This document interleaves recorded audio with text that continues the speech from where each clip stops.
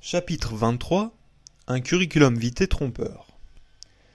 Pendant que je me trouvais en Colombie, Jacques Dauber se retira de la présidence de Maine. Tel que prévu, Mac Hall, le PDG, nomma Bruno pour le remplacer. Mon téléphone n'arrêtait pas de sonner. Tout le monde me prédisait une promotion pour bientôt car j'étais l'un des plus proches protégés de Bruno. Ces rumeurs m'incitèrent davantage à réviser mes positions. Suivant le conseil de Paula, je lus la version espagnole de mon curriculum vitae. J'en fus ébranlé. De retour à Boston, je consultai la version originale anglaise ainsi que les numéros de novembre 1978 du magazine d'affaires Main Lines qui contenait un article intitulé « Des spécialistes offrent de nouveaux services aux clients de Maine » où il était question de moi. Alors que j'avais déjà été très fier de ce CV et de cet article, voilà qu'il faisait naître en moi la colère. Leur contenu était intentionnellement trompeur, sinon mensonger. En outre, ces documents avaient une signification plus profonde. Ils reflétaient une réalité inhérente à notre époque et à notre poursuite d'un empire global. Ils faisaient partie d'une stratégie destinée à véhiculer des apparences pour camoufler la vérité. Étrangement, ils symbolisaient l'histoire de ma vie. Ils étaient comme un épais verni sur une surface synthétique. Évidemment, cela ne me consolait aucunement de savoir que j'étais en grande partie responsable du contenu de mon CV. Selon les procédures en usage, je devais régulièrement mettre à jour mon CV ainsi qu'un dossier contenant des informations pertinentes sur les clients que je servais et sur le genre de travail que j'effectuais. Si un directeur de projet ou un agent de marketing désirait m'inclure dans une proposition ou utiliser mes compétences de quelque façon, il pouvait manipuler ces données de manière à mettre l'accent sur ses besoins particuliers. Par exemple, il pouvait souligner mon expérience au Moyen-Orient ou mes exposés devant la Banque mondiale et d'autres organismes internationaux. Chaque fois que l'on remaniait ainsi mon CV, on était censé obtenir mon approbation avant de le publier. Cependant, il arrivait fréquemment qu'on ne le fasse pas, puisque, à l'instar de plusieurs autres employés de Maine, j'étais souvent à l'étranger. Par conséquent, le CV que Paula m'avait suggéré de lire, ainsi que sa version anglaise, m'était tout à fait inconnu, bien que l'information qu'il contenait se trouvât assurément dans mon dossier. À première vue, ce CV semblait bien anodin. Sous le mot « expérience », il mentionnait que j'avais conduit divers projets aux États-Unis, en Asie, en Amérique latine et au Moyen-Orient, et fournissait une liste des divers types de projets. Planification du développement, pronostic économique, pronostic de la demande d'énergie, et ainsi de suite. Cette section se terminait par une description du travail que j'avais effectué en Équateur avec les Peace Corps. Il n'était toutefois pas fait mention des Peace Corps nommément, ce qui laissait l'impression que j'avais été directeur d'une compagnie de matériaux de construction plutôt qu'un simple volontaire au sein d'une petite coopérative de fabricants de briques composée de paysans andins illettrés.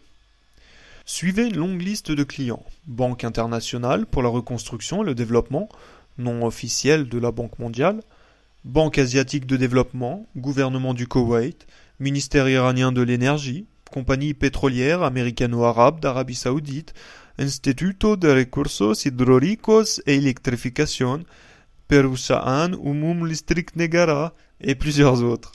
Le dernier attira particulièrement mon attention. Ministère américain des Finances, Royaume d'Arabie Saoudite. J'étais stupéfait de ce que cette liste ait été imprimée, bien qu'elle se trouvât évidemment dans mon dossier. Mettant provisoirement le CV de côté, je me penchai sur l'article de Main Lines. Je me souvenais très bien de mon interview avec la jeune femme qui l'avait écrit. Très talentueuse et bien intentionnée, elle me l'avait fait approuver avant publication. Elle y brossait de moi un tableau extrêmement flatteur et je lui avais immédiatement donné mon approbation. Encore une fois, j'étais responsable du contenu. L'article débutait ainsi. D'après l'expression se lisant sur les visages des gens assis derrière les bureaux, il est évident que la planification économique régionale est un service de Maine récemment établi et en pleine croissance. Bien que plusieurs personnes aient été à l'origine de la formation de ce groupe d'économie, le principal mérite en revient à l'homme qui maintenant le dirige, John Perkins. Engagé en janvier 1971 comme assistant du chef pronostiqueur de charge, John était l'un des rares économistes à l'emploi de Maine à l'époque. Il fut d'abord envoyé en Indonésie avec une équipe de 11 hommes afin d'effectuer une étude de la demande d'électricité. L'article résumait brièvement ma carrière, précisant que j'avais passé 3 ans en Équateur, puis continué ainsi. C'est à cette époque que John Perkins a rencontré Einar Grieve, un ancien employé. Il a quitté Maine depuis afin de devenir président de la Tucson Gas et Electric Company, qui travaillait alors à Pote, en Équateur, à un projet hydroélectrique. Ils se lièrent d'amitié et, au fil d'une correspondance assidue, John se vit offrir un emploi à Maine. Un an plus tard, John devint chef pronostiqueur de charges et, comme la demande des clients et des institutions telles que la Banque mondiale se faisait plus grande, il se rendit compte que Maine avait besoin d'un plus grand nombre d'économistes. Aucune des affirmations contenues dans ces deux documents n'était carrément mensongère. Il y avait d'ailleurs une copie de chacun dans mon dossier. Cependant, il véhiculait une perception que je trouvais maintenant tordue et aseptisée. Et dans un monde où l'on vénère les documents officiels, leur effet était encore plus néfaste. Alors qu'on peut réfuter des mensonges, il est impossible de réfuter des documents comme cela, car ils contiennent des parcelles de vérité et sont produits par une compagnie qui a la confiance des autres compagnies, des banques internationales et des gouvernements. C'était particulièrement le cas du CV, car il s'agissait d'un document officiel, alors que l'article n'était qu'une interview commentée dans un magazine. Le logo de Maine, qui apparaissait au bas du CV, ainsi que sur la couverture de toutes les propositions et de tous les rapports que ce CV pouvait accompagner, avait beaucoup de poids dans le milieu des affaires internationales. C'était un sceau d'authenticité comparable à celui que portent les diplômes encadrés sur les murs des bureaux de médecins ou d'avocats. Ces documents me décrivaient comme un économiste très compétent, chef de département d'une prestigieuse firme de consultation et qui effectuait dans le monde entier des études très élaborées afin de rendre cette planète plus civilisée et plus prospère. La duperie ne résidait pas dans ce qui était dit, mais dans ce qui ne l'était pas. Si je tentais de me mettre dans la peau d'un autre pour avoir un regard parfaitement objectif, force était d'admettre que les omissions soulevaient plusieurs questions. Par exemple, il n'était pas fait mention de mon recrutement par la NSA, ni du lien d'Einar Grieve avec l'armée ou de son rôle d'agent de liaison de la NSA. Il n'était évidemment pas question du fait que j'avais subi de très fortes pressions pour produire des pronostics économiques gonflés, ni que mon travail consistait en bonne partie à faire contracter par des pays comme l'Indonésie et Panama d'énormes prêts qu'ils ne pourraient jamais rembourser. Nulle part on n'y vantait l'intégrité de mon prédécesseur, Howard Parker, ni ne reconnaissait que j'étais devenu chef pronostiqueur de charges parce que j'avais consenti à fournir les études biaisées que désiraient mes patrons, au lieu de faire comme Howard et de dire ce que je croyais vrai, ce qui m'aurait fait congédier. Ce qui me laissa le plus perplexe fut la dernière entrée de ma liste de clients, le ministère américain des Finances, Royaume d'Arabie Saoudite. J'y revenais constamment, en me demandant comment les gens pourraient l'interpréter. Ils se demanderaient sans doute quel était le lien entre le ministère américain des Finances et l'Arabie Saoudite. Certains croiraient peut-être à une simple erreur typographique, le contenu de 2 lignes s'était retrouvé sur une seule. Mais la plupart ne pourraient jamais deviner qu'il y avait une raison particulière à cette disposition. Il s'agissait de faire comprendre au milieu que j'avais fait partie de l'équipe qui avait conçu le marché du siècle, lequel avait changé le cours de l'histoire mondiale sans même être rapporté par les médias. J'avais participé à la création d'une alliance qui garantissait aux États-Unis leur approvisionnement constant en pétrole, assurait le maintien au pouvoir de la maison des Saouds et contribuait au financement d'Oussama Ben Laden ainsi qu'à la protection de criminels internationaux comme l'Ougandais Amin Dada. Cette ligne de mon CV s'adressait à ceux qui étaient au courant, pour qu'ils sachent que le chef économiste de Maine était efficace. Le dernier paragraphe de l'article de Maine Lines consistait en une observation personnelle de la journaliste. Son commentaire me piqua au vif. Bien que l'expansion de la planification économique régionale ait été rapide, John se dit chanceux que tous les individus à son emploi soient de vaillants professionnels. Alors qu'il me parlait derrière son bureau, l'intérêt qu'il porte aux membres de son personnel ainsi que le soutien qu'il leur manifeste était aussi évident qu'admirable. Il se trouve que je ne me suis jamais considéré comme un véritable économiste. J'avais obtenu un diplôme de sciences de gestion de l'université de Boston avec spécialisation en marketing. J'avais toujours été médiocre en mathématiques et en statistiques. À l'université de Middlebury, j'avais étudié la littérature américaine et acquis une certaine facilité pour l'écriture. Mon statut de chef économiste et de directeur de la planification économique régionale ne pouvait être donc dû à mes aptitudes en économie ou en planification. Il résultait plutôt de mon consentement à fournir le type d'études et de conclusions que désiraient mes patrons et mes clients, ainsi que de mon talent naturel pour persuader les autres par le verbe. De plus, j'étais assez habile pour engager des gens compétents dont plusieurs avaient une maîtrise et même un doctorat, me constituant ainsi un personnel connaissant mieux que moi les subtilités de l'économie.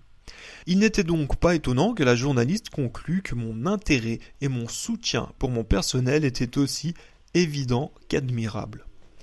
Je rangeais ces 2 documents et quelques autres dans le tiroir supérieur de mon bureau et je m'y reportais fréquemment. Par la suite, je sortais souvent de mon bureau pour me promener parmi ces hommes et ces femmes que j'avais engagés.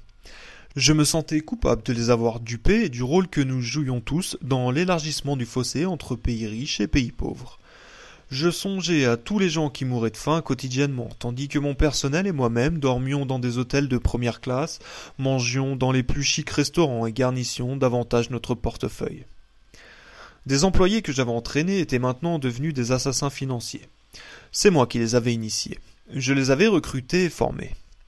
Ce n'était plus toutefois comme lorsque j'avais commencé moi-même. Le monde avait changé, la corporatocratie avait progressé.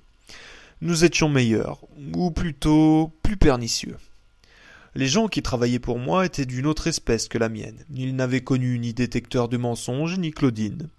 Personne ne leur avait expliqué ce qu'on attendait d'eux dans la poursuite de l'empire global. Ils n'avaient jamais entendu l'expression « assassin financier », ni même en abrégé, et on ne leur avait pas dit non plus qu'ils étaient dans ce métier pour la vie. Ils avaient tout simplement suivi mon exemple, en se guidant sur mon système de récompense et de punition. Ils savaient qu'ils devaient produire le type d'études et de résultats que je désirais. Leur salaire, leur prime de Noël, leur emploi même en dépendaient. Évidemment, j'avais tout fait pour alléger leur fardeau. J'avais écrit des articles, donné des conférences, et je n'avais pas manqué une seule occasion de les convaincre de l'importance des pronostics optimistes, des énormes prêts, de l'injection de capitaux qui stimulerait la croissance du PNB et améliorerait le sort du monde. Il avait fallu moins d'une décennie pour que la séduction et la coercition en viennent à s'exercer sous une forme beaucoup plus subtile, celle d'un lavage de cerveau en douceur. Ces hommes et ces femmes, assis dans des bureaux surplombant la baie de Boston, se rendaient souvent à l'étranger pour faire avancer la cause de l'empire global. En un sens, ils étaient mes créatures, tout comme j'étais celle de Claudine. Contrairement à moi, cependant, ils n'avaient pas été informés du but réel de leur activité. Souvent, la nuit, je ne pouvais dormir car tout cela me hantait. L'allusion de Paula à mon CV avait ouvert une boîte de Pandore et j'étais jaloux de la naïveté de mes employés. En les trompant sciemment, je les avais protégés de leur propre conscience. Ils n'étaient pas, comme moi, en proie à un conflit moral. Je réfléchis beaucoup aussi à l'intégrité commerciale, au décalage entre les apparences et la réalité. Certes, me disais-je, la duperie existe depuis que le monde est monde. Les légendes et le folklore regorgent d'histoires où l'on déforme la vérité, où sont conclues des ententes frauduleuses. On y trouve des marchands de tapis malhonnêtes, des usuriers rapaces et des couturiers tentant de convaincre l'empereur que ses vêtements ne sont invisibles que pour lui. Cependant, même si je désirais en conclure qu'il en avait toujours été ainsi, que mon CV de façade et la réalité qu'il cachait n'étaient que le reflet de la nature humaine, je savais en mon fort intérieur que ce n'était pas le cas. Le monde avait changé. Je réalisais que nous avions atteint notre niveau de duperie qui nous mènerait très certainement à la destruction morale, culturelle et physique si nous n'effectuions pas bientôt d'importants changements. Le crime organisé me fournissait une métaphore. Plusieurs parrains de la mafia ont débuté comme simples voyous, mais ceux qui parviennent au sommet sont ceux qui, avec le temps, ont su transformer leurs apparences. Ils portent des costumes impeccables, font des affaires légitimes et s'incrustent dans la haute société. Ils soutiennent les œuvres de charité locale et sont respectés par leur communauté. Ils sont toujours prompts à prêter de l'argent à ceux qui connaissaient de gros ennuis financiers. Comme le John Perkins du CV de Maine, ces hommes semblent des citoyens modèles. Cependant, sous ces belles apparences se cache un parcours sanglant. Quand leurs débiteurs ne peuvent les rembourser, ils leur envoient des hommes de main pour réclamer leur dû. S'ils ne l'obtiennent pas, les chacals reviennent avec des bâtons de baseball. En dernier ressort, on sort les revolvers. Je me rendais compte que ma façade de chef économiste, directeur de la planification économique régionale, n'était pas une simple duperie comme celle d'un marchand de tapis, dont les clients peuvent facilement se méfier. Elle faisait partie d'un sale système ne visant pas à tromper de naïfs clients, mais plutôt à promouvoir la forme d'impérialisme la plus subtile et la plus efficace que le monde eût jamais connue. Chaque membre de mon personnel portait aussi un titre. Analyste financier, sociologue, économiste, chef économiste, économétricien et ainsi de suite. Mais ce titre n'indiquait aucunement que son détenteur était, à sa façon, un assassin financier servant les intérêts de l'empire global. Nos titres n'indiquaient pas non plus que nous ne formions que la pointe de l'iceberg. Toutes les grandes compagnies multinationales, tant dans le domaine des chaussures et des articles de sport que des équipements lourds, avaient leurs propres assassins financiers. La course gagnait rapidement toute la planète. Les voyous avaient abandonné leurs blousons de cuir, revêtu un complet veston et pris un air de respectabilité. Des hommes et des femmes en provenance des sièges sociaux établis à New York, à Chicago, à San Francisco, à Londres et à Tokyo parcouraient tous les continents afin de convaincre des politiciens corrompus de soumettre leur pays à la corporatocratie et afin d'inciter des gens désespérés à se vendre dans une chaîne de montage ou un atelier clandestin. Il était troublant de constater que les mots de mon CV et de l'article de Main Lines ne constituaient qu'un écran de fumée destiné à nous enchaîner tous à un système moralement répugnant et finalement autodestructeur. En m'amenant à lire entre les lignes, Paula m'avait fait accomplir un pas de plus vers une nouvelle vie.